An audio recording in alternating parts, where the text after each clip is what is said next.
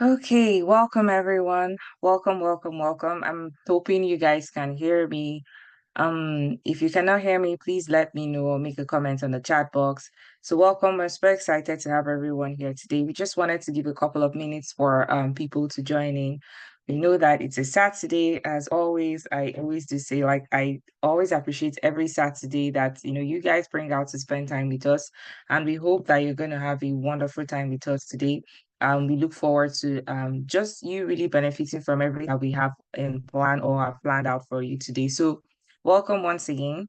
As I said earlier, please feel free to drop like what are your expectations on the chat box? What do what are you expecting to get from today's program? Okay, so welcome once again. All right, so I know that today, I mean, entrepreneurship is kind of like a buzzword that's especially, in Nigeria, a lot of people or generally has become something that is really a lot of people talk about. I don't know if as much as we understand that, but then today we're going to be, delving into everything about entrepreneur, at least the most basic thing that you need to know about entrepreneurship from having an idea to actually building something that is really fantastic. And we have a wonderful speaker who is here with us to share from her wealth of experience, from her wealth of knowledge, and we're super excited to to have her today. So I'll just run over how today is going to, or how our meeting is going to go this evening. We'll just give a little bit of overview about what we do at IHA. I know a couple of people already know, most people here already know. And then there'll be a presentation from our speaker, and then of course the closing part and then the remark. Um, I'm going to go over this very briefly because I feel like everyone in this meeting, I know we have like guests, everyone in this meeting already knows what we do or have an idea of what we do. But generally, our mission at Inspire Africa is really to create a safe community for African women to thrive and become a better version of themselves and achieve their full potential, right? That's really what we want to do at Inspire Africa. And our vision really is to be the leading mentorship program or mentorship group really for African women. And we want to achieve our mission by providing thorough mentorship and guidance and networking opportunities. So this is like a brief summary of what we do. And one of the ways we achieve that currently is through mentorship. And as we keep evolving and growing, that is going to, of course, translate to other things. But currently, that's how we achieve our vision. So I'm just going to talk about a little bit of housekeeping rules just to help us maximize our efficiency and then help us get the best experience during this meeting. So please kindly mute your microphone when you're not speaking. This will help us not interject our speaker's thoughts and, just help us have a very beautiful experience in today's meeting. This meeting is recorded. So we're gonna upload that on our various social media platforms. This is to help other people who are not able to be present to have a beautiful time. Please raise your hand if you have any questions or you have comments to make. There will be a time for questions and answer. So just raise your hand so that we don't have like multiple people talking at the same time. If you feel like it's probably better for you to like if you're not comfortable like asking a question, you can just drop your questions in the chat box. Maybe a question comes to your mind when she's speaking, just drop the question. We'll be sure that she's going to receive those questions. We'd love for you to put on your camera, so it's kind of also encourages our speaker and ourselves too to see your faces. So we love the fact that technology has given us the opportunity to connect with each other irrespective of where we are, but to help us have a more handful experience if you put on your camera. But however, this is if you're comfortable with it. Please kindly use the react buttons or the reaction buttons. If she says something, our speaker says something that's really awesome, I feel like it just encourages her because she can't see our faces or we're not there physically present with her. So it's good to do that. And at the end of this meeting, we're going to share with you a form just to help us see how the program went for you.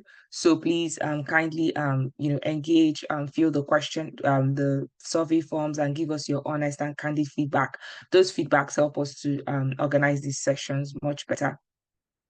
So without much ado, we're going to transition to what we have for today.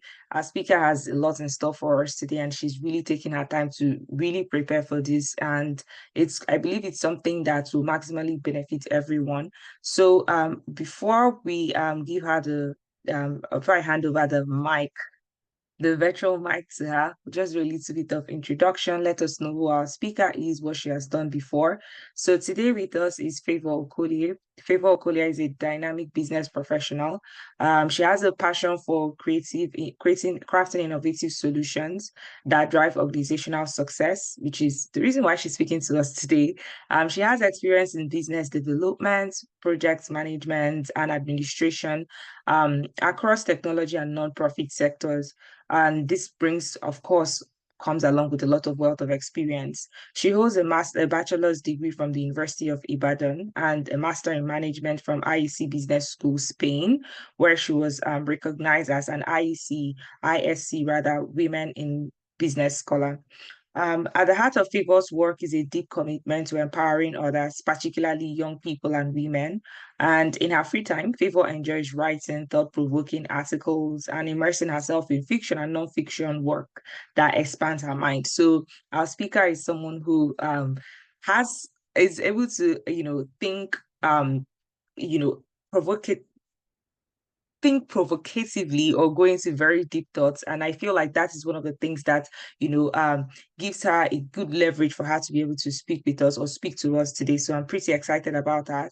She's also the author of Me and My Reflections, a short collection of personal insights and reflections from her personal development journey. So Favour has both the educational background and also the lived experience to be able to speak with us today.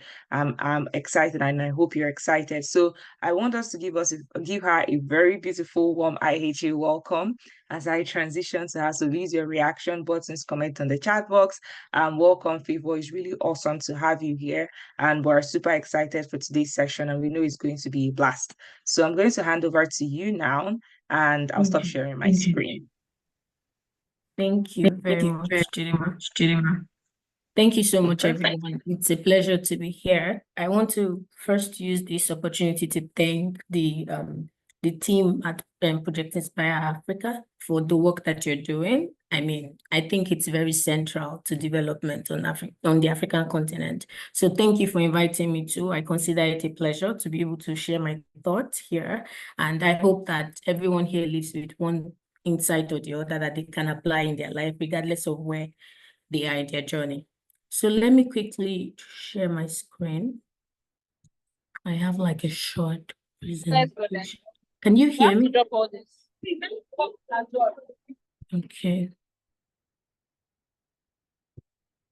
Give me a minute. Yeah, thank you very much. So I think that the most interesting thing for me today, whenever I have the opportunity to talk about entrepreneurship, is that I've been privileged to interact with entrepreneurship from different angles. I think for me, the journey started working with a nonprofit that was centered at helping entrepreneurs in Africa. We were concerned about the rate of failure of businesses, and we started offering them mentorship training to advance their businesses. And from there, I moved to like starting out my own business, a small business, a fragrance business in Lagos that I ran until I had to leave.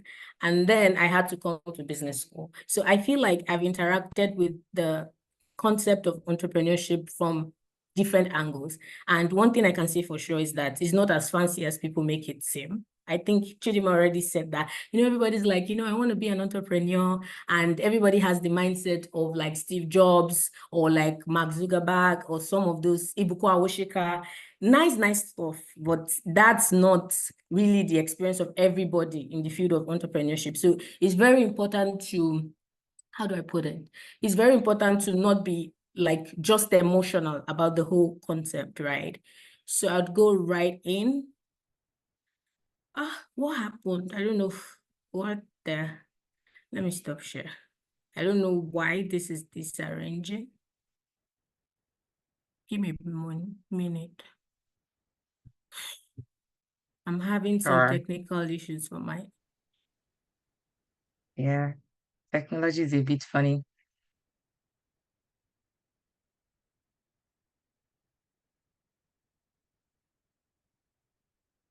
Yeah, because I checked this morning and it was good. Let me Yeah, see I think some days it's that way.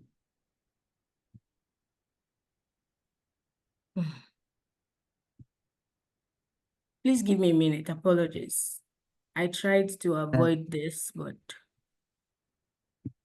No, it's completely fine. So while Favor is trying to sort out the issues with technology, it completely happens.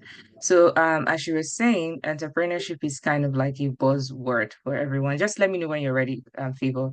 So I want to okay. give the opportunity for anyone, really what comes to mind when you think about entrepreneurship. Like she said, people think about Steve Jobs, or Mark Zuckerberg. But like, so what's the one thing that comes? How would you define entrepreneurship if someone was to ask you? So I know we have a couple of budding entrepreneurs here. So I'd love to hear our thoughts. How do you define entrepreneurship? Or maybe, okay, Chidima said a small business owner. Okay, that's beautiful. A small business owner. So business and small. I'm curious as to why small is there. I don't know if you want to throw more lights into that. Um, but okay. Yeah, Okay, yeah. Your mic is on mute. So yeah, go ahead. yeah. Hi everyone. I'm happy to be here today. I feel like for entrepreneurs, you usually start small. So that's why Hmm. the emphasis is on small business owner. Then much later, or depending on how like successful you are, your first few years, then you could either then be a medium business owner, a large business. That's beautiful. I love what the growth that's, you stressed on how one transitions from being small to, medium and then to big. Because I mean, the way we think, it's more like I'm hitting this and I'm hitting it once. I think Favor, you're good now. So Yeah, I think like, that is the that's screen beautiful. good from your end? Yeah, it looks good. Okay, good, perfect. I think I'm good now. Sorry, I don't know what happened. I was It's trying to fine. share the PowerPoint directly. Thank you very much for that. And I'm sorry, apologies for the break in transmission. So I was trying to say before the PowerPoint issue that entrepreneurship is like a buzzword, but it's not as fancy in the reality of it. It's just about value creation. And sometimes every process of value creation is grilling. It's not so it's not just, oh, I'm a CEO. Some of my friends, we used to make like a lot of jokes about the fact that everybody wants to have CEO at the back of their name, but like, what does it really mean, right? And so before I continue, I just want to have a feel of the room. How many people here are current entrepreneurs? How many people here are aspiring entrepreneurs? I just want to know like what I'm dealing with and know how to like make the knowledge applicable. So can I have like, maybe in the chat, you can put entrepreneur or the name of your business, who knows, you might have customers here. I just want to have a feel of the people we have in the room.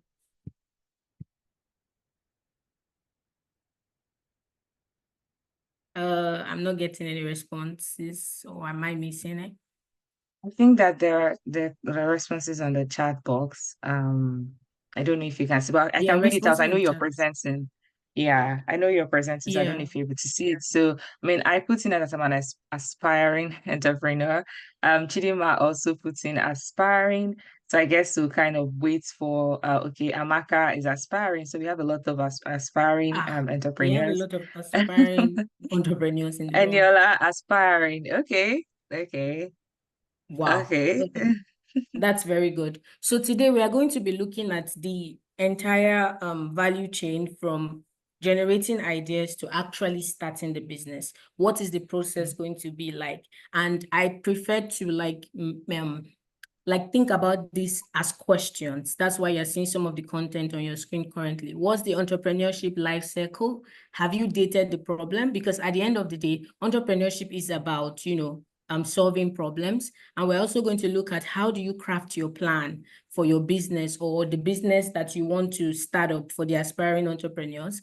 And there's something called an MVP that we want to see. What is it about? How do you craft an MVP? How do you get funding for your business? And how do you provide leadership for your business?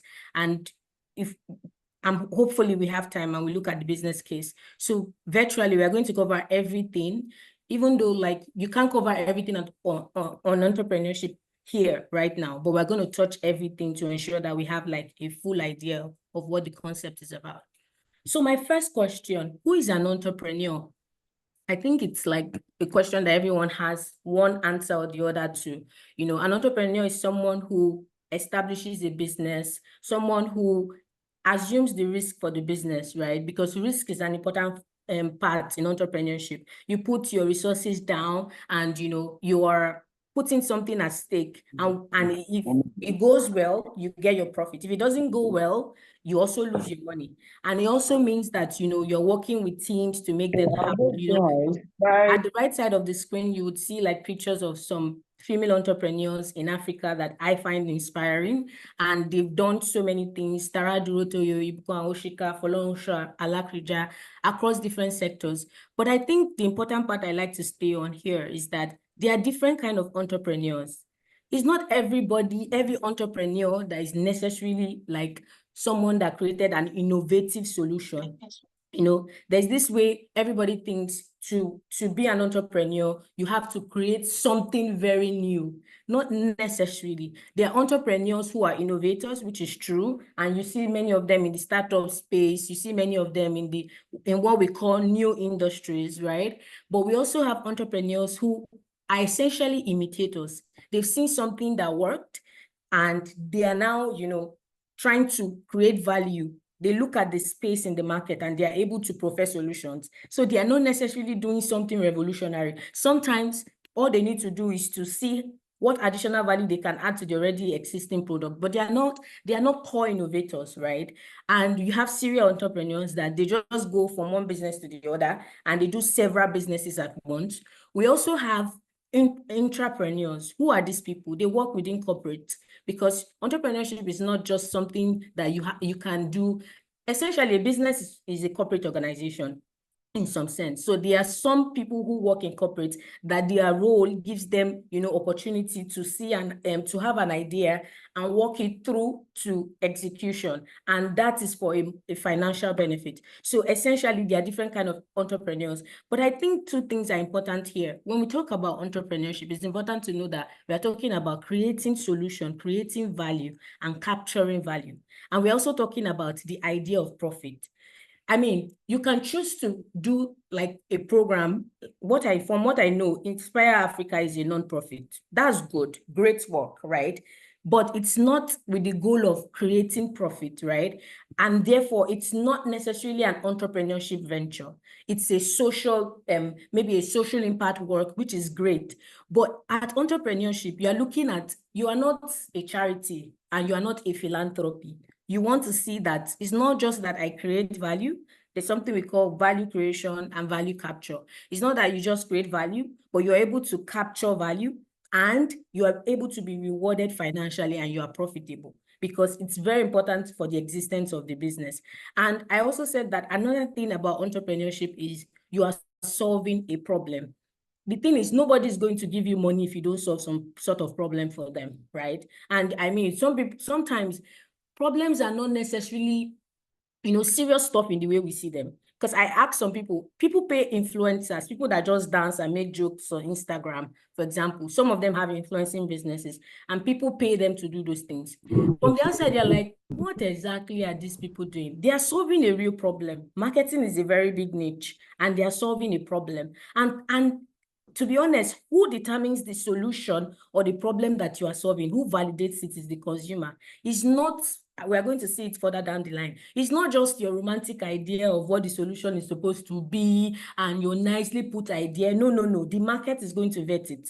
So it's very important to not just be too attached to whatever it is that you are creating. So two things I want you to take out of here is that, at the core of entrepreneurship is that you are solving a problem. The woman down the street that is selling food, when restaurants and other things are far, she's solving a problem. She's bringing the news closer, and that's why you go to her to patronize her. If you start a business and that business is not solving problem, nobody is going to exchange value with you, give you money to get your solution. So it's very, very important to know that, you have to be sure that this particular product I'm bringing to the market solves one problem or the other, and therefore there is a willingness to pay, right, on the part of the consumer. So the entrepreneurship life cycle, this is essentially like what I'm going to be focusing on, different aspects in the rest of my slides, right? There are 5 major stages in the entrepreneurship life cycle. You have the ideation stage, you have the planning stage, you have the execution stage, you have the scaling stage, and the hypergrowth stage. For the purpose of my presentation, I'd focus on the first 3, and I think the case covers more scaling and hypergrowth. But this presentation is focused on ideation, planning, and execution.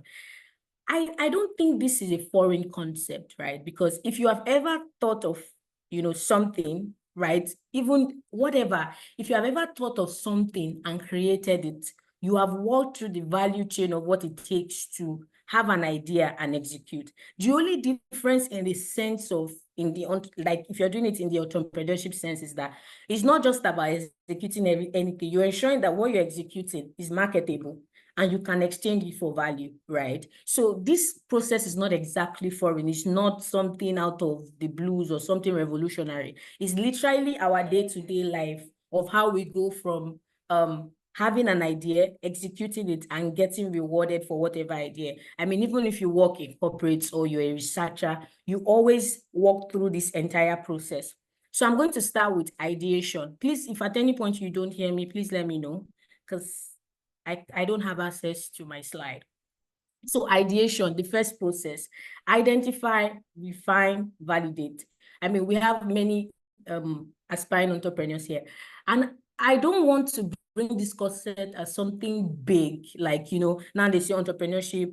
I'm even saying, look around you. If you are Nigerian, for example, I remember then during COVID, there was this, everybody needed masks. And at some point, the masks, the normal medical masks were not available. They were either costly, people were not using it.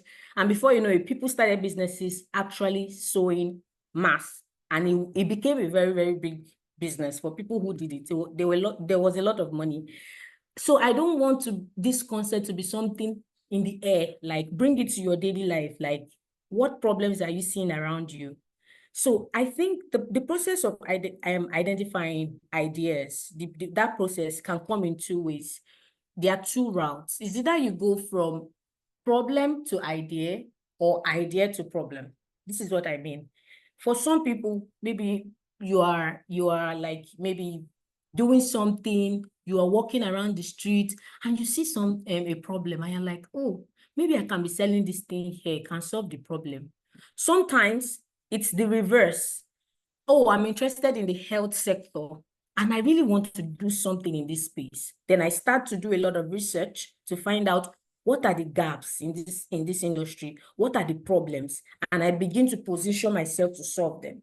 So ideation, or the process of identifying ideas, is not necessarily as spontaneous as we have made it to be. That, oh, it's something that always happens when you are having your bath and you have a light bulb moment.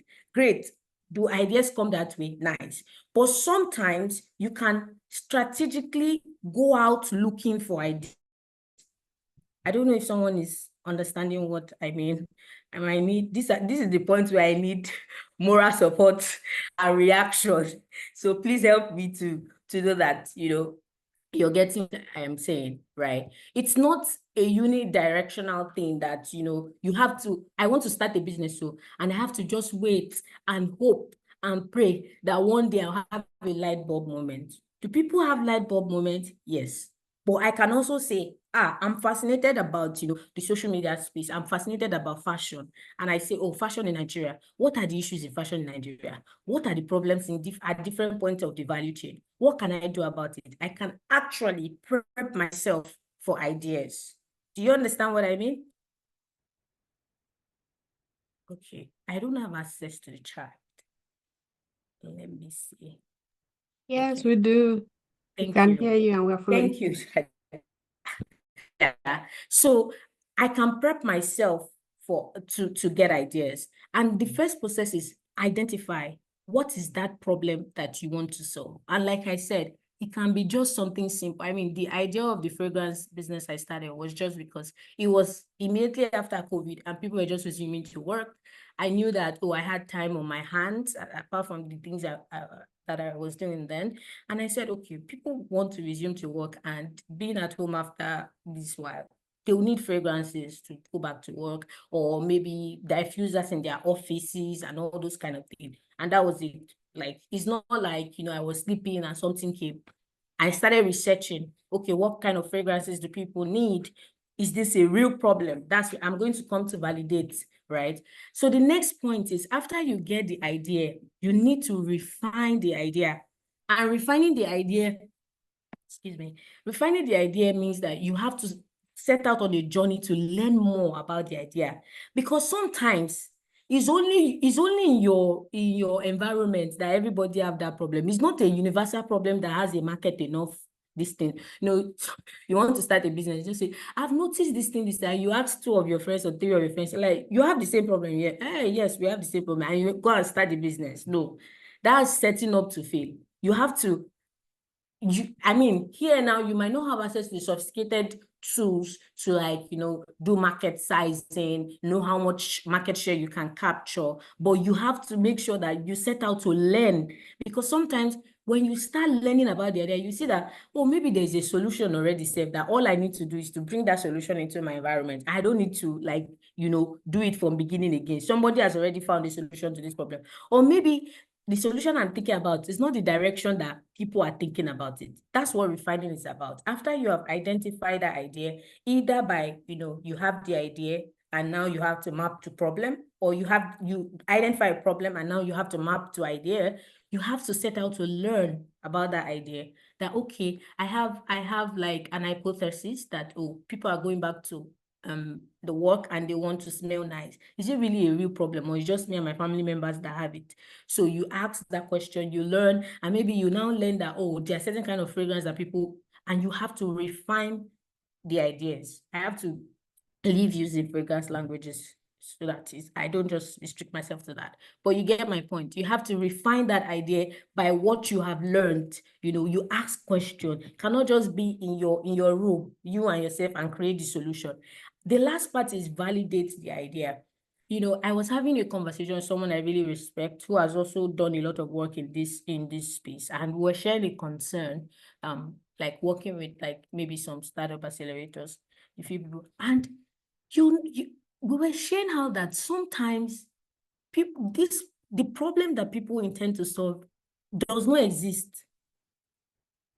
Like, it's not that there's no value you can create in that space, but that's not a real problem. Like, when they share the idea, it's not a real problem. Like, you now see that they don't really understand the problem itself. So at this point of ideation, it's very, very important to ask yourself, how do I use tools? Now, this is where research tools are. You know, searching online, if you could do, ask people, like people already in the industry, especially if it's a new space. Now, a caveat, if you are an imitator entrepreneur, you might not need to do so much around this part of validation because your idea have already been validated. Maybe you just want to test that, you know, the market is large enough to take you as a new entrant. But if you are innovating, it's very, very important to not just put the hypothesis in your head. You have to go out and validate it, like with actual tools, because sometimes you will now begin to learn that what you thought was the problem is not the problem. Maybe I say, oh, people want, I'm using fragrance again. I don't want to use fragrance.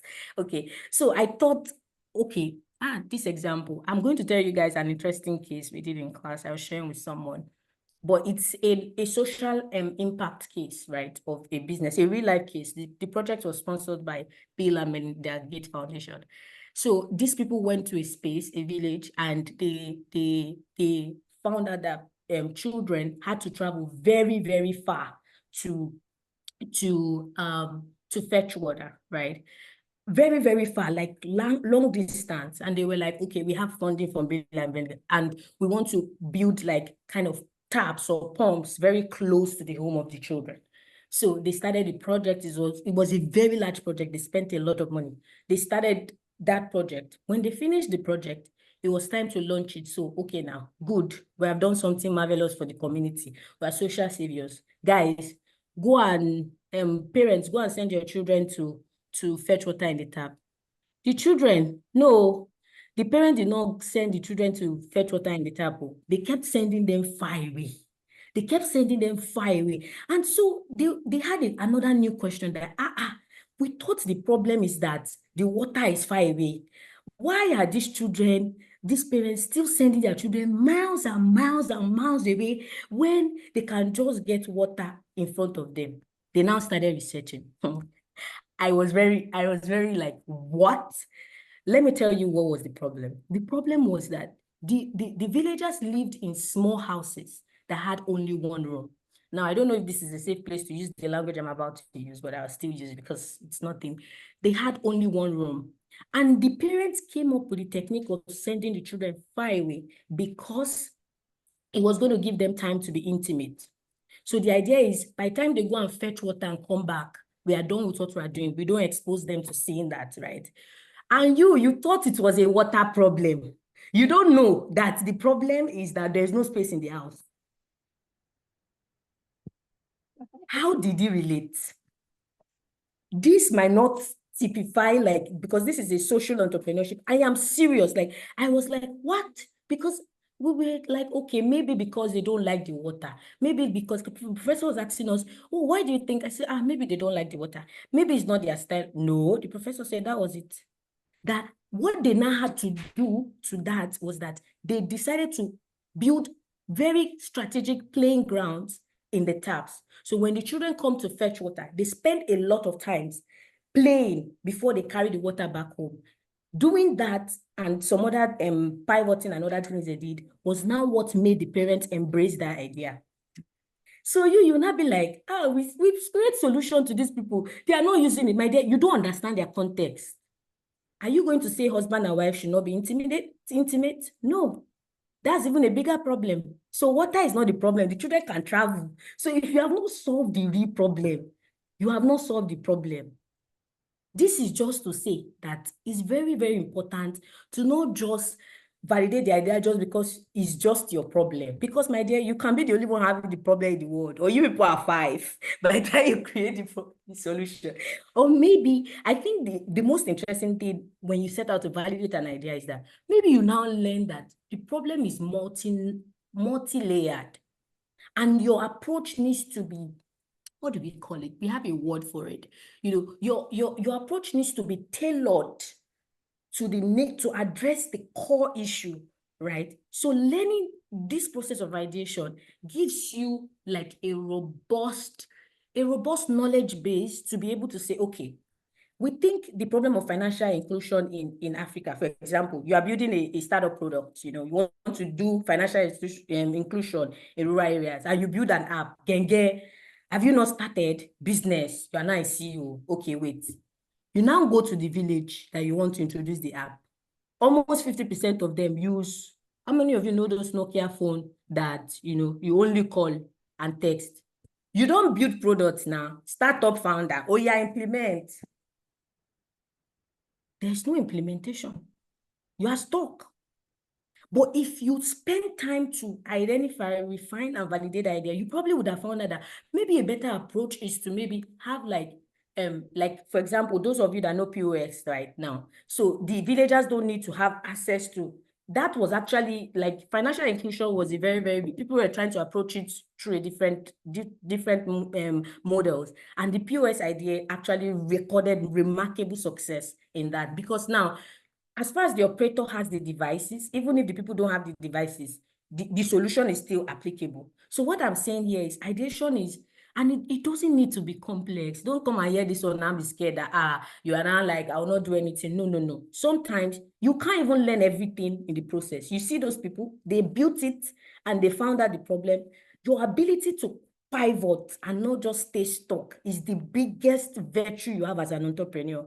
How fast you can learn and pivot is because the market will teach you and the market will humble you. So please, are you a student of the market? Are you really understanding the feedback the market is giving you? I think I'm already diving into other part, so I'll just move to the other part. But please, if you're following me, you can give me reaction to encourage my destiny.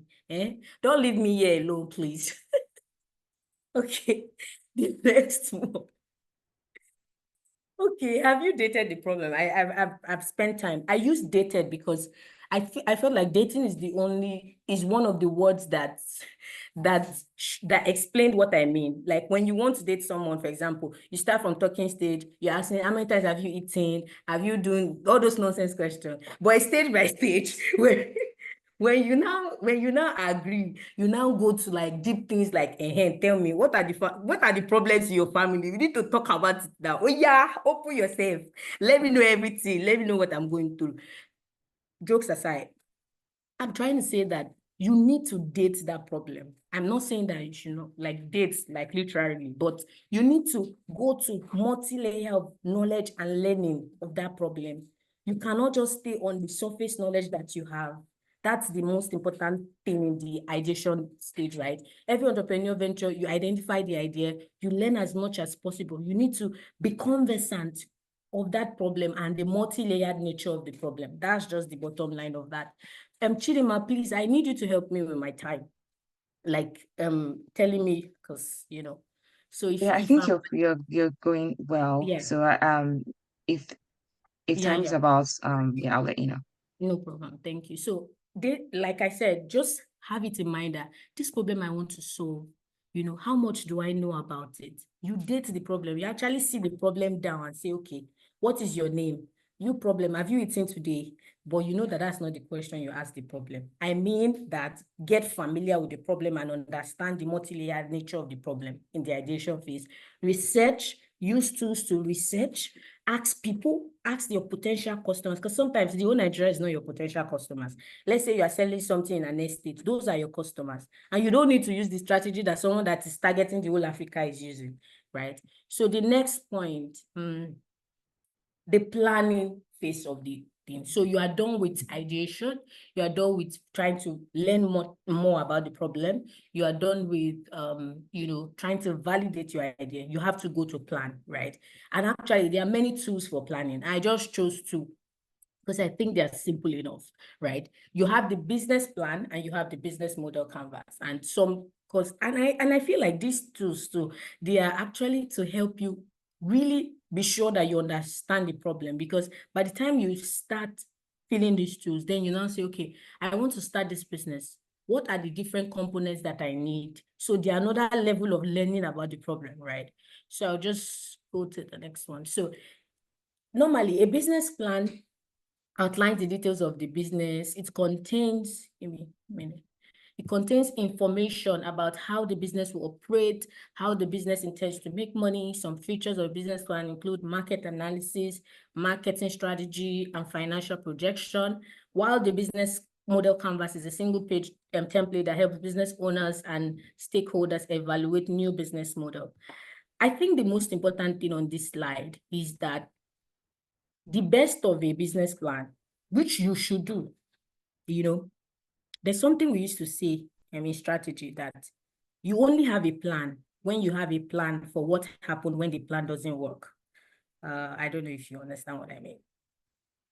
We encourage you to have a plan, but it's a contrasting idea that it's important to create a business plan and be diligent at it, and be diligent to be sure that it has enough representation of reality as possible. Do you understand? It's important. But it's also important to know that the best business plan that you create is a bundle of assumption, right?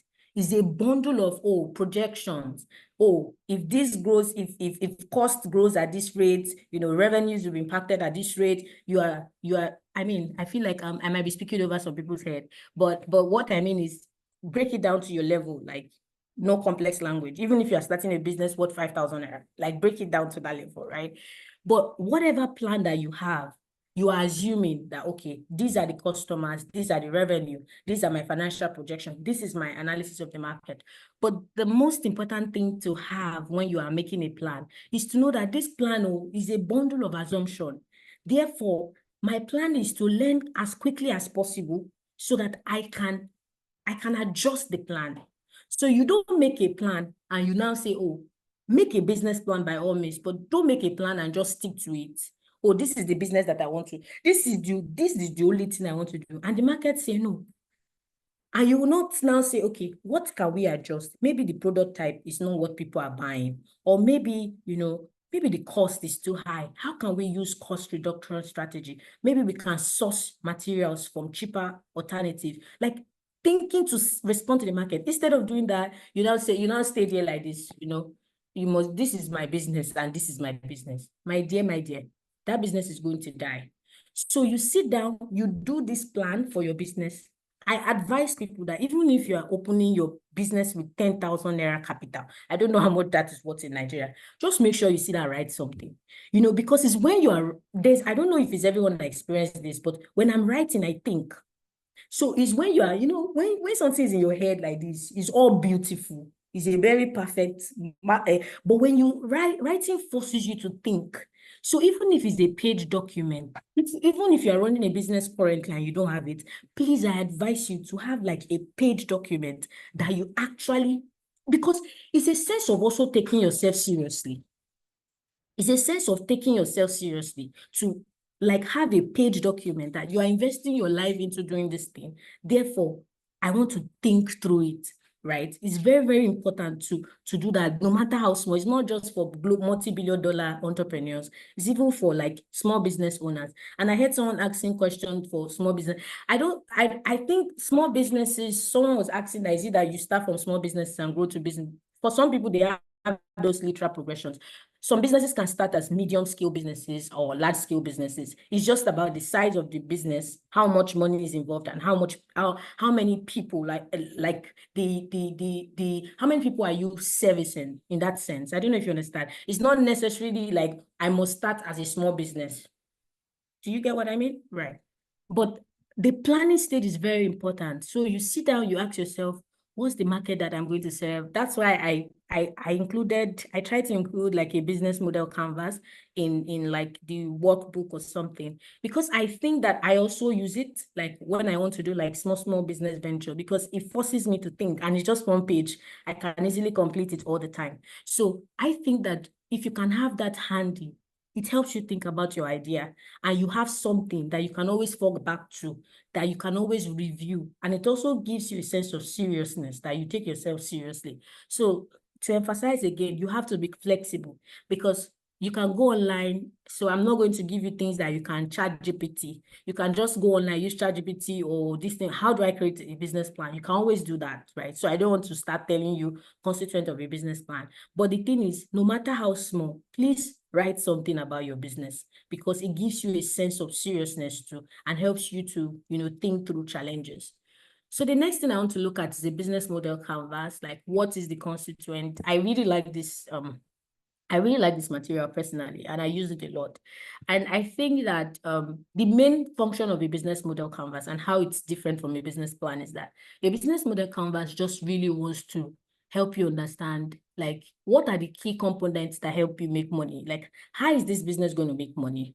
And help you see, what are my key partners? Who are my key partners? Sorry, who are the people I have to work with to achieve this? Sometimes maybe your logistic, if you do business in Lagos and you do logistic business, I hear you, because it's a crisis thing. Like, for my little experience, it's crisis mode, right? Because those people, you don't trust them, no? But key partners are like, who are the people I need to work with to make this? Sometimes it's your supplier, right? The person that you buy from, he's a key partner for you. Sometimes it's like, maybe you have one employee in the business, that's a key partner too, in that way. Or sometimes it's logistic. If you do delivery, those are key partners.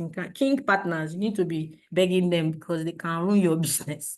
And the next one is key activities. What are the key things? I'm just walking through this with you in case you want to use it for your business. What are the key things you are going to be doing in this business? Like, okay, you are now Madam CEO, but Madam CEO, what does every day in your business look like? What are the major things that, you are going to be doing? Those are the key activities. For value proposition is, what value are you giving your customer?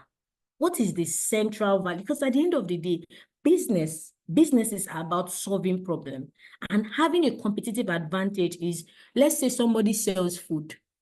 I'm trying to use simple businesses. Somebody sells food, and you have been hearing people complaining, I don't like the one thing that this person puts, or I wish somebody sells maybe healthier meal or something, and you decide to take on that niche. That becomes your value proposition. So your value proposition is, what are you really giving? What is the problem that you're solving? It's not in the value proposition space. You don't write, I'm selling adire, I'm selling earring. No. You have to go to the second layer. If somebody is coming to buy earring, what are they trying to buy? If I'm trying to buy an Apple product, maybe an iPhone or something, everybody have, like, most times I'm looking at the simplicity, the quality. Like, Apple is simple, right? That was one of the value proposition that Apple had, right? It's simple, the quality, and they're always trying to, like, I also love the ecosystem that links devices together, right? Right now, like, so many people are copying that. But I'm saying that you have to understand the motivation of your customer, because that is where your value proposition is. It's different from your product. Let me tell you, for example, when I was selling fragrances, my motto was hug without fear, because I understood that the people that I was targeting at that point, they wanted, like, of course, it's not like they have body odor, but when somebody, like, it's not bad, if, like, it's treatable. So I'm saying that when somebody hugs somebody, they want to be like, have you hugged people that they smell really nice? And you're like, you're smelling really nice. So they needed that confidence. It's a very great compliment for someone to tell you that you really smell nice. And in corporate setting, even like great or something. So the motivation of somebody buying fragrances or investing so much in perfume, it's not just by the water of the perfume. Because I'm telling you, some perfumes, have you gone to a perfume store and you see one perfume, they're putting 2,000 euros or something? They're like, will I spray it in my body or in the supernatural body? Because I'm not understanding, but then we are going to get there in the future. But I'm saying that essentially you have to understand that your product is not, your value proposition is not just your product, whatever you're creating, your scented candle. I ask somebody, what's the value? Oh, I sell adware. No. Oh, maybe what if you are selling adware for people abroad, maybe you are providing a means to connect back home. You need to understand the motivation of your customers. Why exactly do they buy from you? Oh, they want to look good. Oh, they want to wear natural outfits and look good. Because value proposition comes from that layer. that what emotional needs or what kind of needs are you solving, right? I'm just trying to point out that it's not limited to like your business idea, right? It's not limited to your product. It's the second layer. Like when you pay for Uber, what are you paying for? You are not paying for somebody to, many times you're paying for, I'm in a new city right now. I don't have a car here. Okay, I just want to get from point A to point B easily in comfort. Why am I not taking a bus? I want maybe the comfort. I want like maybe security. Like if you have to think beyond the product. That's what I'm saying. You have to go down to the motivation of why people buy your product. And you have to understand that. Then also, we have the customer relationship. How are you going to relate with your customers? Are you going to maybe follow them up with messages? Just think through that. The channels too, like how do you want to sell your product? Are you just like a physical product, an online product? The cost structure. What are the major things that are going to be the sources of cost for you, right? It's very important. What are your revenue stream? You have to think about it. What are the different ways I can make money? Because sometimes one business doesn't, for example, let me use Uber. Uber doesn't just make money from your ride fare. Right now, they even used to do food delivery, different things. So you can have different revenue streams. And like I said, this document is a growing document. It is not a document you do, you now frame it and put it in your business. No. And even if you frame it, you have to be changing it every day because it means that you are actively learning. And I used to say that if you have a personal development plan for yourself, it's a growing document that you have to actively, work on all the time. Because you cannot just put a document, maybe you did a personal development plan for yourself in 2020, and you are still using it now. My sister, you have not looked at it again. You always change. So it shows that you're learning. So that's the important thing. How will you make money? What's your cost? So if you have a business, I advise you to just use this document to review your cost system. Now, the execution part. We're looking at three major things that I choose to look at in this point. The MVP, I think the MVP is very connected to validation, but it's a little bit different because now you need to have a product. You have funding and you have leadership, because I think essentially an entrepreneur is a leader. So let me just go right to MVP. Many of us must have heard this before. An MVP is a minimum viable product. It means that you don't, how do I say this now? Now that you want to put your first product on the market, the first thing that you want to do is not necessarily the product that has all the features, is very robust and all that. Because you know what I told you, the market is a school. Your customers are the teachers, and they're the ones that will mark the exam. It's not you. You are not. So they are going to teach you. And it's very important that the first product you put out in the market is not so sophisticated, because when your cost is too much, when you have used a very big, significant part of your capital to put out your first product, it means you don't have capital to pivot. So when the market teaches you, you don't have money to change plan. So the MVP that you put out is, let's say I don't know, I'm trying to look for a low-level example because I don't want to speak over people's head, but it's just like an early version of what you can put out and learn from before you now build a more sophisticated version of your product. And that's why sometimes, I mean, in the startup space, they call it more beta testing and all that. You just do like a small maybe an app or something that doesn't have like all the features, but delivers the core value, and you put it out there to see response, sign-ups. You need to see like how many customers you acquire and other metrics that they use to grade in their industry. But what I'm saying is, it's very important, and that's what those two distinctions is doing. I don't know if someone can tell me, looking at those two distinctions, I think it's obvious, but I just want to hear someone's voice. What is the difference between both approaches? And you guys have to talk, because at this point, you have to talk. I tell you, you have to talk. What is the difference between those two approaches? I don't know if you're looking at what both of them are trying to work towards the same thing, but you can take a minute to look at what's the difference between both approaches.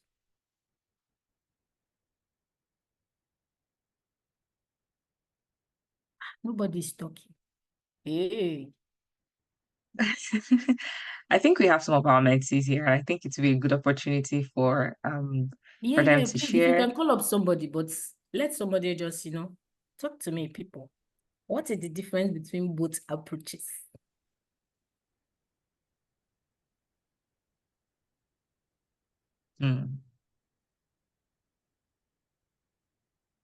There's nobody. Okay. If there's nobody, I'll continue. So give me the permission to continue. Yeah, you can go ahead. Yeah. So I Maybe think some that, people will put their comments on the chat box. yeah, you can always put your comment. I'll be glad to read them. I think the difference between both is that you're trying to build a car in both cases, but your approach towards building that car is different. In the first case, you put out a tire as a product, no? And you are trying to check if people will buy this product. If you give me a tire, can I use it? I cannot use it. It's just a part. It's not, it doesn't, that first approach is showing that you don't understand the problem. Because the problem here is mobility. And every MVP, every product that you create has to solve that problem while you keep advancing the features. So can a tire solve my mobility problem? No. Can two tires link together solve my mobility problem? No. So customers are not going to be able to test it. I can't learn anything. Can that part of a car solve my mobility problem? No. And now I built a car.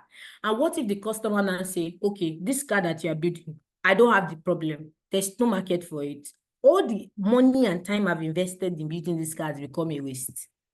But the second approach, you go from using like a scooter to using a bicycle to a bike, and you are validating that at every point. Oh, the customer is like, oh, I can still move with this. It's better. It's better. Even though I would like something more better. You introduce the next one. Customer is like, oh, I can still work with this, right?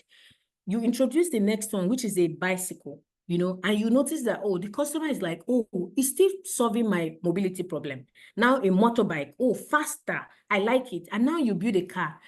Through every process of the products that you have been releasing, you have been proving that the problem you're trying to solve exists. So if you're trying to build an MVP, especially if you're doing, I think this is more even applicable in the startup space or in technology, you are trying to make sure that every version of your product is useful end to end. It's not just a part, because that's the point where you can receive feedback and understand that there's a real problem. I don't know if you understand what I mean. So every version should be useful. That's it. And the focus is functionality, not design. Let's say you want to do your first smoothie. I think that's a very simple example that I've been looking for. You want to start a smoothie business. And the first product you want to roll out, you did 200 varieties of smoothie. And for some varieties, you mix so many fruits and you present it to the market. That's not how to start a business. Because what if people don't even like smoothie at all? Or before you even start mixing the smoothie, what if people don't even like banana at all? And you have gone and mix banana, blueberry, and everything together. You need to give yourself an opportunity to learn. So MVP, if you use the MVP approach, maybe you start with 2 or 3. Because even, do you know that variety is a very big problem? Can be, I have to texture that statement. Depending on your business, variety can be a very big problem for your customers, because they will begin to suffer spot for choice syndrome. Sometimes you just want to go to a page and not have so many things to choose from. Like I said, depending on your business or your industry, it can be a very big issue. Or maybe you start with like 2 or 3 flavors. And by the time they tell you, you don't notice that these people are not buying banana. You don't know, say, remove your hand. That's like, I went pigeon route. Remove your hand for empty banana. Now I do orange, I do pineapple, I do this. You provide an opportunity for yourself to learn. So regardless of the business that you want to start, the first capital that you put towards that business, it's not even just business. Maybe you just start investing for the first time.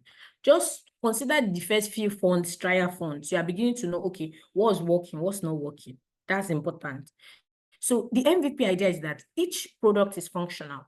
I spent so much time there. Let me just move to the next one. How will you fund your business? Oh, no. I know what's happening. I'm trying to go back. How will you fund your business? So now you have your product, because the MVP is a version of your product that you can release and learn from. And now you're like, okay, how will I have money to fund this business? Now that I have the product that I want to release, how do I get money? Sometimes it's even before releasing the product that you need to get the money. Sometimes it's, oh, you have done the small version and you need money. So the first one is bootstrapping. Bootstrapping is simple. It's about your personal funds, your own money, your own saving, everywhere that you have things. Sometimes people sell investments. You have to be sure, because like, the first thing in your business, you're trying to validate idea. So you need to be sure. But bootstrapping is about, your resources and trying to see every way that you can get funds. Then you can also have friends and families. You already know this. You can get money from friends and families to invest in your business. Loans, you have to also be careful with interest rates and and all that, because you're just starting out. But if you're already in your business, of course, you know that, oh, the rate of returns for this loan is worth it. So you can always go. You can also apply for grants. The advantage of grants is that grants is free money. So if you qualify for the grant, you can always, use it for your business. Another way is venture capital. So venture capital are usually people who invest a portion of funds in the business, and they call it dilutive funding. We are going to, if we eventually dive into the case, I think there's the problem on, there's a question about that today. So they invest and they take a share of the equity of the business, and then they become investors and you become accountable to them. So these are the different forms of funding that you can use to fund your business. Let me go to I think this should be the last one. Are you able to lead? So essentially, the work of an entrepreneur from idea to enterprise is leadership. Even if your business is just one person or two persons, like we said in the business model canvas, you have stakeholders, you have partners that maybe you don't pay them, but you have to lead in a way to make them do the biddings of the business. Do you understand? So an entrepreneur should be able to lead teams, right? And nobody came with this from heaven. You can learn, and don't be scared to go out and, make mistakes. Don't be scared to start, but, don't also remain the same as you were. So an entrepreneur should be able to lead teams. It's very important, the different stakeholders in your business. You should be able to inspire others. Now, sometimes the business that you are starting is a business. I remember I was listening to a talk by Alibaba, and he was saying that when he started out in China, he had to keep inspiring his staff that they were building something revolutionary. Because sometimes at the beginning of whatever you're building, like the product is not showing. So, but you need people. And sometimes, you will see some startups, they will get people that normally they are earning salaries in six figures or seven figures in dollars or in pounds. And they will get them to come and work with them for lesser salary because they picked the vision and they were like, see, guy, we are building the next NVIDIA, or we are building the next OpenAI. You know what? Come on board. We give you a share of the equity. In 10 years, the equity is going to be worth something. The work of an entrepreneur is essentially being able to lead people, being able to inspire them, because I don't even think that's just entrepreneurs, because people see people when they become successful. Many of the people that when they become Oshika, or even in other spaces, like for those who are familiar with like the church space in Nigeria, oh, this man of God has arrived, or even in research or something, or companies. But none of those companies started out that way. You are seeing them at the point where they have grown into full-blown organizations, and now they're attracting, because many businesses are going to, sometimes you start businesses and one critical skill is to know when to stop. To know when to stop, or to know when to continue and persevere is something that is also like very critical. And I don't think there's a science to it. It's just a combination of science, intuition, arts, different kind of things. But the essential thing is that you need to be able to inspire people to stay with you. Because the human beings, money is very important, right? But sometimes some people work for things deeper than money. And you must be able to speak to those motivations and make them follow you, right? Especially if you are going to build a business that is revolutionary, because at the beginning, they are not seeing that They are not seeing it that way. So you need to see the future and bring it to the present and cause them to follow you. Then manage resources optimally. That one is a given. You have to manage your capital. The basic definition of an entrepreneur is someone that manages other factors of production. So you are in charge of capital, your land, and other resources. So take evaluated risk, right? You have to take risk. Essentially, risk taking is very important. So you want to know how much risk you can take, and just take risk. So these are the leadership qualities that are needed in any entrepreneurial venture, regardless of their size, small business, medium business, whatever. Your leadership skills are very crucial for your entrepreneurship journey. So acquiring leadership skills is not something that is just relevant for corporates, right? As an entrepreneur, is even very, very crucial for how you lead your business from day to day, from how you convince a supplier to give you like products without paying. Sometimes you need to have like that, get products and pay later, your account receivables and all that. So it's very important to know that if you are developing your leadership skills, it's going to pay dividend, not just in your career if you choose to go through a corporate career part, but if you choose to go through entrepreneurship part, it's going to also yield reasonable dividend. I think that should be it. If anyone has any question, I think I will send some questions, but I don't exactly have access to it now. I don't know if Chidima can help me. If anyone has questions, please, I'm free to take it. Then. Okay. Yeah, thank you so much, Favour. That was very, very insightful. I think that one of the things that really stood out for me, what you said, was understanding one's value proposition, like what you're actually offering people. So it's not just about selling a particular product, but then looking beyond that, what am I offering people? So I think that was exceptionally beautiful. So we're done with the first part of the presentation. So Favour has also there's a practical business case that we're going to tackle. So I think that maybe it will be helpful. And if anyone has any burning question right now, we can take like one or two. And then before we go into looking at the business case model, I think it's going to be very fantastic for us to see how you can practically translate all that Favour has talked about into something actionable. So just give opportunity for people to ask one or two questions based on what she has talked about before we move into the practical example. So if you have any question, feel free to raise your hand. While we wait for people to do that, I'll probably just pick one or two questions from the questions we got beforehand. So we'll just give a couple of minutes for people to ask questions. If not, we'll take one or two questions and then move over to the business case model that we talked about.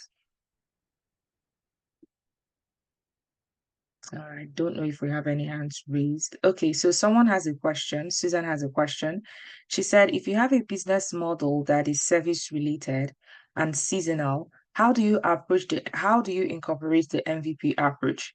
Do you consider using the relevant tools and technology as a service related business as functionality? I don't know if you got that question well. It's in the chat box if you want to look at it. And you take it again. Okay, let me take it again. So she said, Susan has a question. So she said, if you have a business that is service related and seasonal, how do you incorporate the MVP approach? That's the first. And then I think like a subsequent question or addition to that is, do you consider using relevant tools and technology as a service related business, Okay, I think it's probably better if Susan asks the question. Susan, do you want to unmute your mic? I think it would probably be easier if Favour hears directly and from you might be able to provide context so that it's not just generic. Yeah. Okay. Everyone. Sorry, I'm in a very noisy environment. I can't hear her. Is it just me? No, Susan, do you mind speaking up a little bit? Okay, can you hear me now? Yes. Okay, so I'm actually in a noisy environment. That's why I have sent a question. Okay, so if you have a service related business,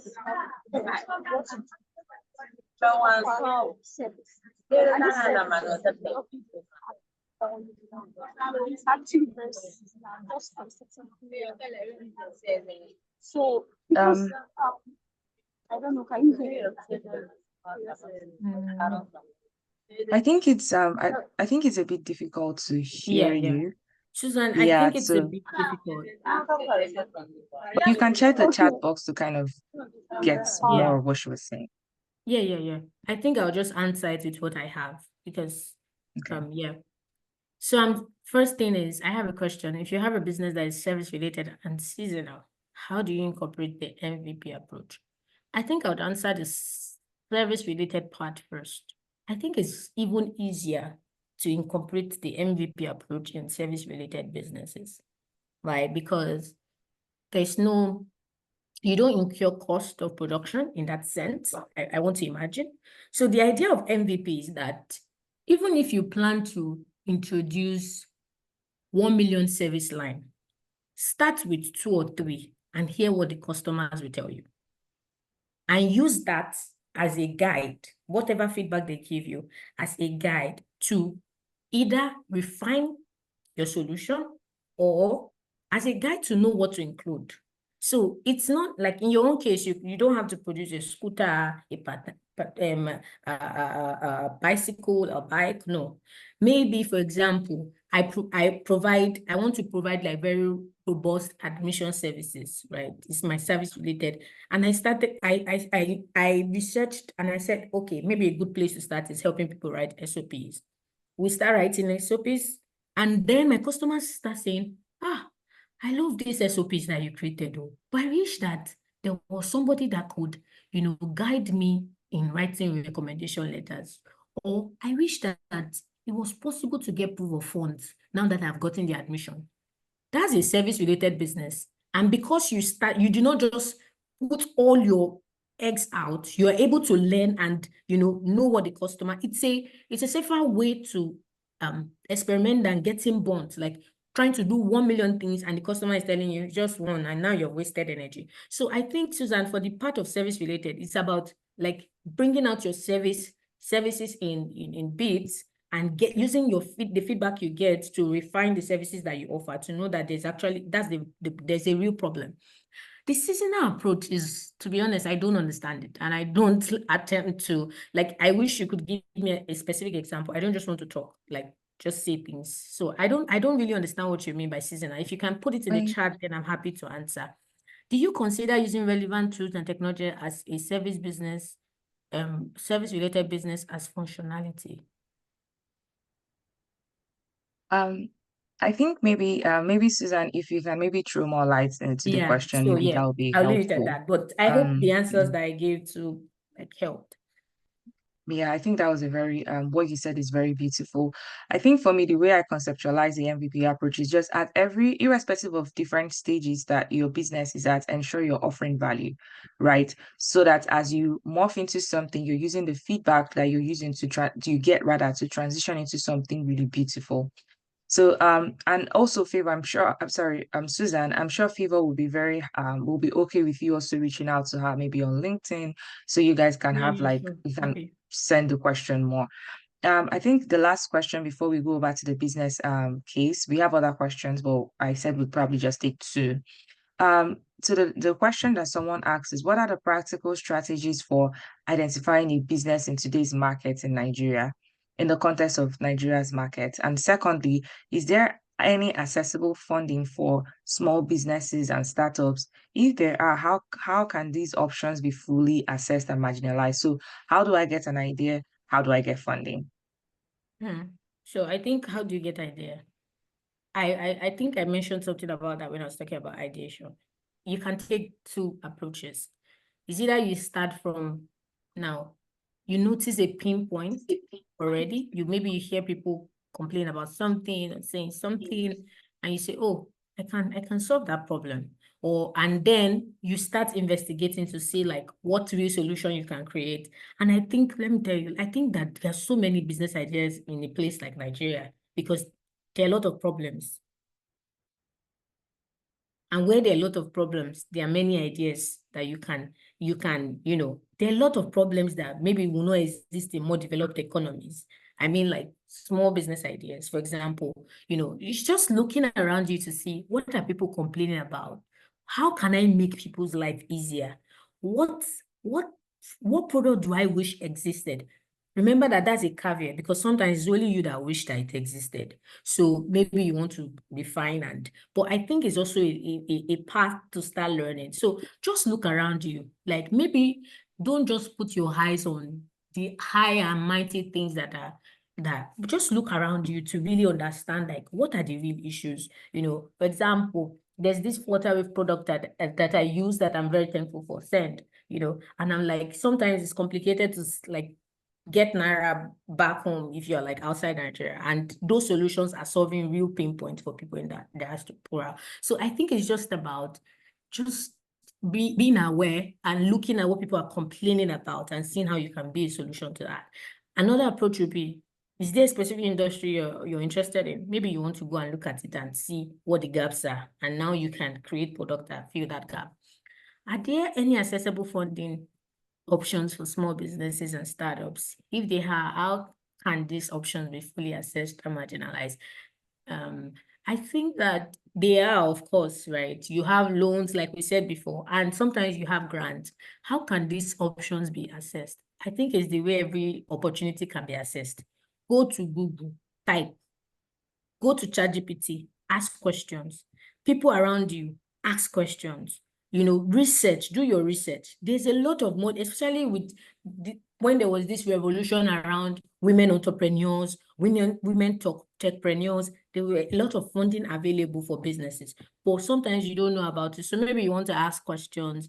I think another thing I can think about is being communities where like-minded people are, because then they share those kind of opportunities and you can always take advantage of them. So my answer to that would be research. Of course, you already know like the different buckets. We talked about the different buckets of like funding, but like my answer to that would be research, network, ask people, use Google very well, and you would see other opportunities. Ask your bank too. If you use a bank, they probably might have like packages for small businesses. Yeah, thank you so much. That's really fantastic, Favour. Particularly the last point you made about asking your bank. I think a friend shared a similar experience way much earlier. He didn't know that banks actually would give loans. So you could just literally enter the bank. And I know oftentimes, for instance, in Nigeria, that's something that's a bit scary. Hey, I'd like to speak with the manager, or I'd like to speak with the marketing personnel. There are really, really helpful tools or helpful resources out there that most people don't know about. So I really love that you said that, research. There are websites that you can subscribe to. They provide information about like, oh, these are the opportunities available. And then what you said about ideation, it's simply about how, even if there's an existing problem, how do I solve that existing problem? And I think that's very beautiful. So I think with the time that we have, we're going to transition to the business case model. So I'll hand over to you, Favour, to continue with that. So my first question is, how many minutes do I have like left overall? You have No, probably 10 minutes. okay, so that means we might not be able to do so much of the case, but that's good. Please, I want to also have an idea. Did anybody read the case? Like, do we have anyone? Please show me in the chart or something. Let's see. Because we can't spend the 10 minutes too. Okay, Susan said I answered that question. Yay, very happy. Thank you, Susan.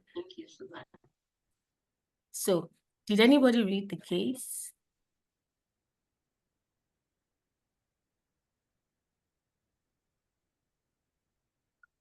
So, Favour is Because talking if not, about it the might just be case better to scenario just, that take, yeah.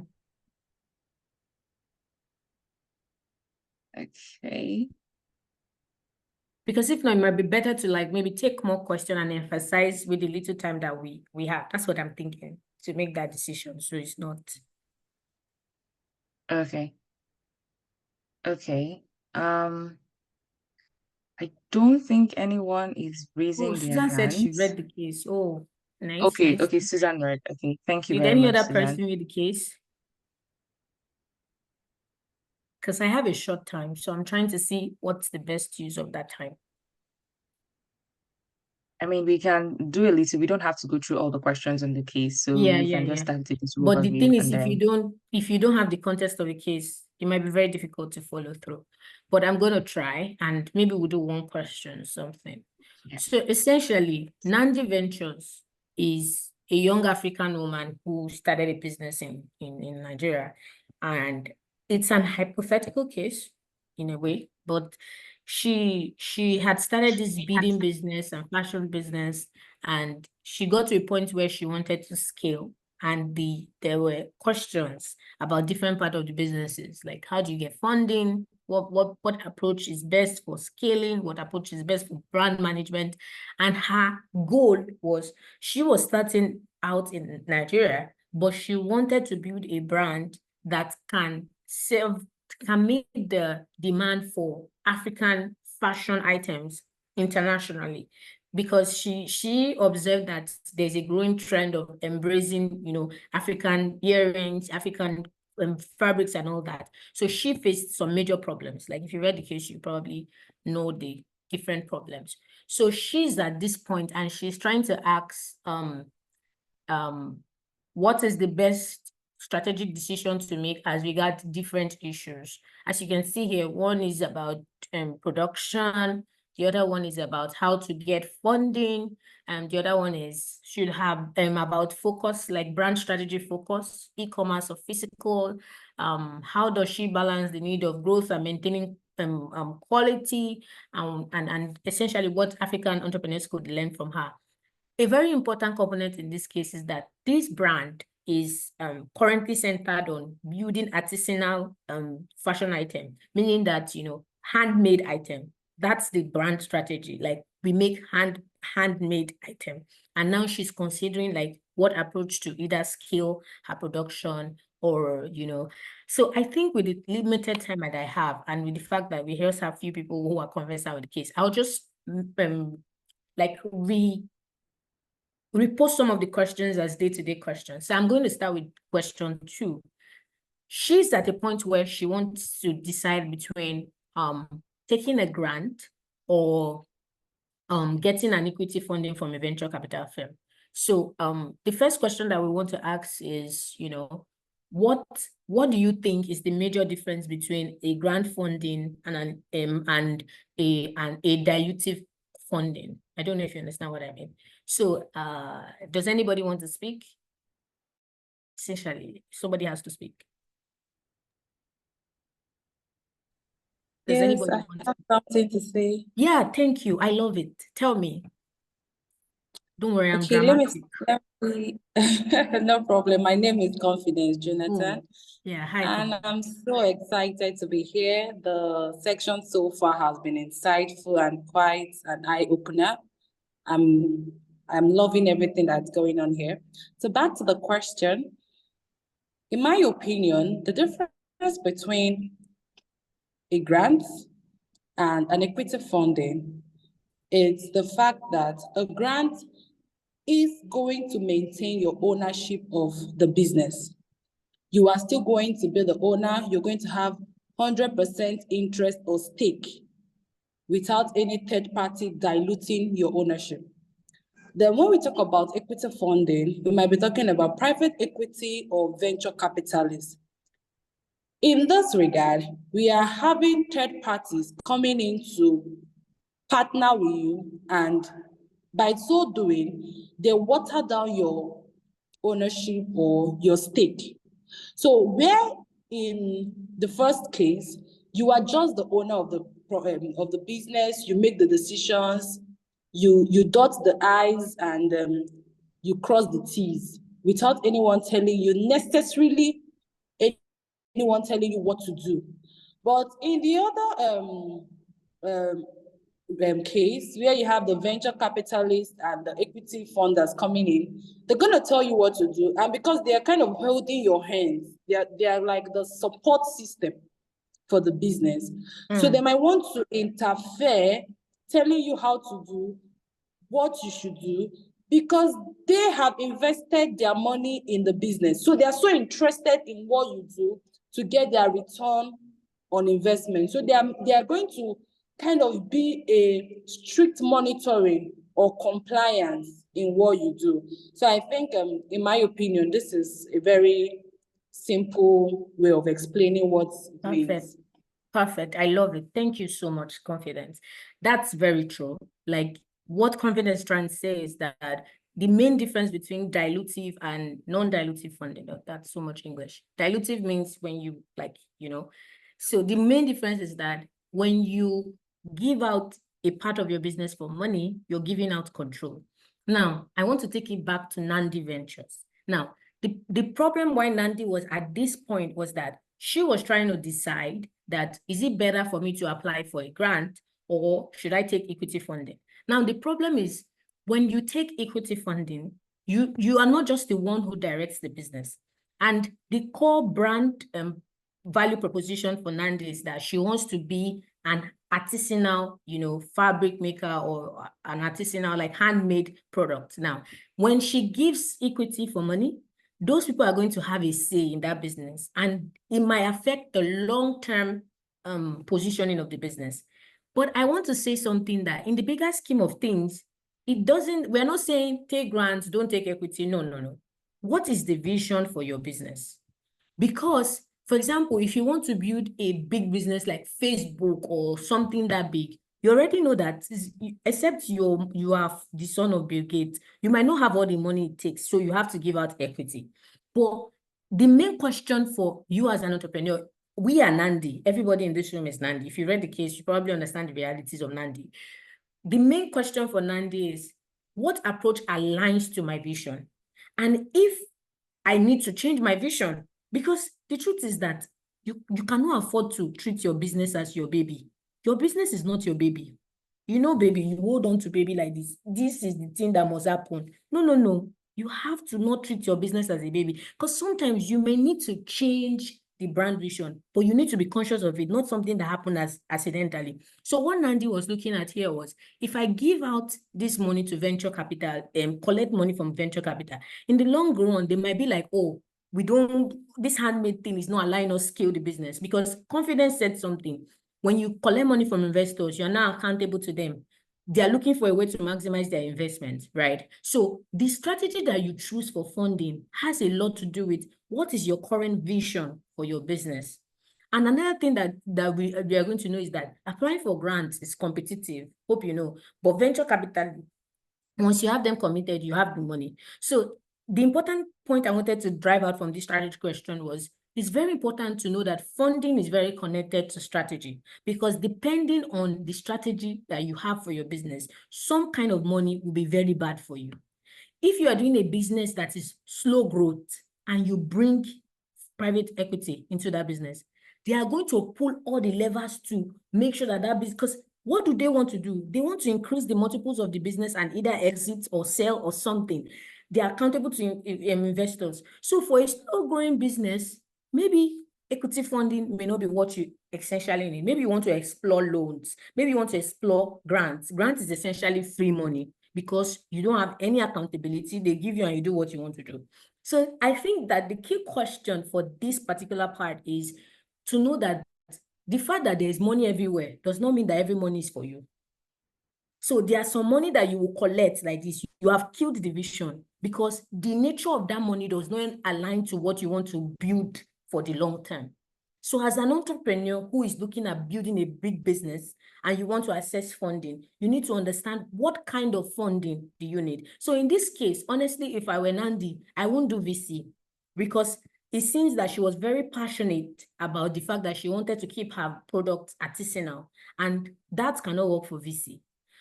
Personally, but is it that is a bad strategy? No, but you have to know your strategy. I don't know if you understand what I mean. No strategy is essentially good or bad, but you need to know your strategy and stick to it, because the consistency is what matters. So every part of your strategy has to be consistent. So including the funding that you choose to explore. Yeah, can we take one more question? Do we have time, or should we end it here? Yeah, I think we can take one or two. I think maybe we just take some. So Susan cannot really talk. So I don't know if another person who read the case, the next question we want to explore is, how should Susan scale production? Should she hire more artists? Nandi, sorry. Scale production. Should she hire more artisans or partner with manufacturing companies? In the context of the case, She wants to grow the business. Oh, thank you. Please, you have the floor. I love it. Thank you. You have made the most dramatic Good evening, presenter. I know, everyone. sorry. Yeah, you can go ahead. Okay, I just had a bit to say concerning the choice of funding for the business. Yeah. It's a bit of a question though, because don't you think that removing the whole venture capital is a bit too much? Because I feel like the type of funding she needs will depend on the stage of her business as well.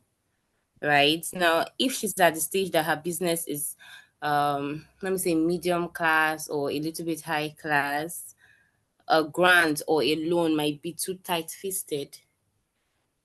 Because another thing is that dwelling on a party, it's good to have a strategy, fine, yeah, it's good to have a purpose, a vision for a business, but just like you said, the vision and purposes change according to time, according to demands.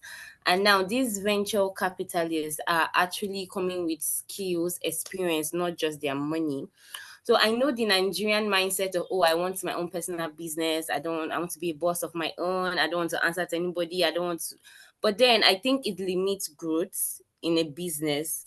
So I feel assessing what the venture capitalists want, what they really want, as much as yes, they want the profit, but the business growth and the direction of the business growth should be well detailed in the contracts or agreements or whatsoever, right? So I think in any business you should be open-minded, not just that okay, I want my business for my own, but to be open-minded to different forms of funding. Actually, that's just my thought on that. Thank you very much, Precious. Precious made a valid point. Like, ideally, this is a case, and normally we're supposed to have like different people sharing perspective, because like you said, Precious, I think you already said it. It depends on what her goal is. So VC funding is, you said something. VC funding is not just for large businesses. They're actually VCs that invest in small businesses. They are just trying to see how they can, recuperate funds. They might not be so many, but yeah, they are businesses that invest in small businesses. But you said something interesting that I want you to look at. If she's looking at large scale growth, right? And she needs, because VC is not just coming with money, they are also looking at like bringing skills to change the business. If she's looking at that, yes, the VC money is going to be relevant. And the issue of changing strategy or not is not a problem. I already said it. Changing strategy at any point is not a problem, but you need to be aware about the strategy you are currently using and be consistent. Do you get what I mean? So if she changed and said, oh, at this point, artisanal does not mean anything to me. What matters to me is international penetration. We have another option that is better. So I'm not saying stick to your old strategy, but I'm saying whatever you are doing should be consistent to your old strategy. And with what you said, yes, I also think that Africans are obsessed about control. That is 100% correct. Would you rather own 10% of a $50 billion company, or you want to own 100% of a 50,000 naira company? What I'm trying to say, that might not be a typical representation, but sometimes that is it. Like, you are crazy, unnecessarily crazy about control. For me, if I even have 10% of OpenAI or NVIDIA at this point, what am I looking for, Lord? Like, you don't want to be obsessed about control. If your vision is to build something, like, you have to let it go. That's why it's even when you have full control, you have to know that this business is my idea, is my brainchild, but you have to not be attached the way you're attached to a child. Do you understand what I mean? So yeah, you are correct. Like, control is not something, for example, if you are a startup, you are crazy about control. Your business will remain kukuru startup. Very small for those who are not Nigerians, very small startup. So yes, you give out control to get funding when you need to, but you have to be consistent with your strategy from beginning to end, right? And when you're changing it, you have to be aware that you're changing it. I hope that's good. I think at this point, we might not be able to take the second one because No, my I time think is up, that's Yeah, right? I think that that's very fantastic. I think that, I mean, it's good that we're having these conversations, and I think it's kind of embellishes what we've learned. And for me, every time we hear people talk about things from different perspectives, like, it's really good. What you said about really understanding the vision, right? And then what strategy do I take? And I think about what you said, thinking bigger picture, holding, not treating a business as a baby. I feel like that is really, really important because, to be fair, it's easy to get attached to a lot of things, It's very right? easy. It's very, But very I think that easy. that's the key point Yeah. for me. Yeah, My you're grandmother's, absolutely right. sorry to interrupt you. Let's say No, you it's start a okay. business and you use your grandmother's recipe, and so one VC is coming to say, okay, we want to make this more, but this your grandmother's recipe is not going to go in the larger scale. My grandmother's recipe. Do you want your grandmother's recipe or you want your business? Please make a choice, right? But if you hold it as a child, don't steal my baby. Auntie, calm down. It's not yet your baby in that sense. You must be able to let it grow large. You must be that leader who is comfortable. Because even in growing bigger businesses, you see that you start releasing parts of your business and trusting other people's judgment. So if you're someone that have issues with, you can't trust other people, you micromanage, you're not the ideal entrepreneur because your people will be stuck in your cubicle and they can't do big things. They can't innovate because everybody is within your shadow and you don't want to be that kind of entrepreneur. So yeah, I think this That's has been a very nice beautiful. conversation and this might be a good place to stop so that we don't overshoot. Yeah, that's beautiful. I think I'll read Aura's Aura's comments before we conclude. So she said, in her opinion, she thinks Nandi should stick with skilled. This is in response to your second question. She feels Nandi should stick with skilled artisans to maintain her reputation and personal brand, which is to deliver handmade and high quality African fashion wares. Building and retaining clients' trust is important. So I feel it kind of boils down to what you said, like what do you really want at the end of the day? If your personal brand is the thing that you're selling, like that uniqueness in you, then it affects the way you involve other people. But if you're also someone who is also, that's not really like the key thing for you, that also affects how you deal with people. So I think this has been very fantastic, especially the case scenario. I wish we had time, but we've taken 9 minutes out of people's time. So it's really been fantastic. Thank you so much, Favour, for this. I really want us to just appreciate Favour on the chat box. It's really been amazing hearing conversation, and I hope that I feel like definitely we'll have to invite you to our podcast to share more details, maybe talk about Nandi, or maybe tell us if you're Nandi. I have a subtle feeling that you're Nandi. Do you, do you want to stop sharing your screen? But it's been very fantastic, and I'm sure everyone here has, learned one thing or the other, and personally for me too, and I've learned a lot. So I think we're done with the questions. OJ, I was wondering if you could kindly share um the form for review. So people are saying thank you. So kindly, if you could help me share the feedback form on the chat box. I'm able to access it. So thank you, Favour, once again. We have, as I mentioned earlier when we were starting, we'll come to a point where we ask for feedback, and this goes back to what Favour said, modifying. Of course, we're not like for profits, but then we always love feedback where we kind of like tweak our sessions in line with your feedback. How what went well for you. So please feel free to please kindly fill the form. Thank you very much. OJ just shared the form, so please kindly fill it. Let us what worked for you. Let us know if there is any other thing else that didn't work for you, if there's something else that would work. So in terms of recap, I feel like it's been an amazing session. So the first thing is think about, identify your problem, right? What is the major problem around you? And I feel like in Africa, we have a unique advantage in the sense that there are lots of gaps actually that there are no solutions to. I feel like in the global north, I mean, there are still areas where you can make much more impact. But then for us in the global south, there are lots of areas of impact. So think about something, right? Think about an idea. It could be something very little. How do I fill in the gap? Favour also talked about writing things down, just map it down. We have our worksheets, which I believe was shared to the email. You can use it on the email that was sent to you. You can use you can use OJ, thank you, lots of low-hanging fruit. So you can use the form, the worksheet to really flesh out your idea. I feel like that's really fantastic. I think also as I recap, one of the things that personally for me is just having a broader vision of things, understanding one strategy and being very flexible, right? To just like, hey, it's okay. Like what I had in mind did not work. We can tweak it this particular way. So I think that's very fantastic. So I hope that this has been an insightful experience for you as it has been much more for me. And if you're someone who is either at the ideation level, wherever you are, it's going to be a blast for you. So sorry, in terms of upcoming events for us, we have a huge event that's coming up very soon and we're super excited about it. We have our Pitch Fest coming up. So typically we have our mentees execute a project towards the ending of the mentorship program. So we have a Pitch Fest where our mentees will pitch their ideas to a couple of panelists and judges and generally anyone who wants to attend.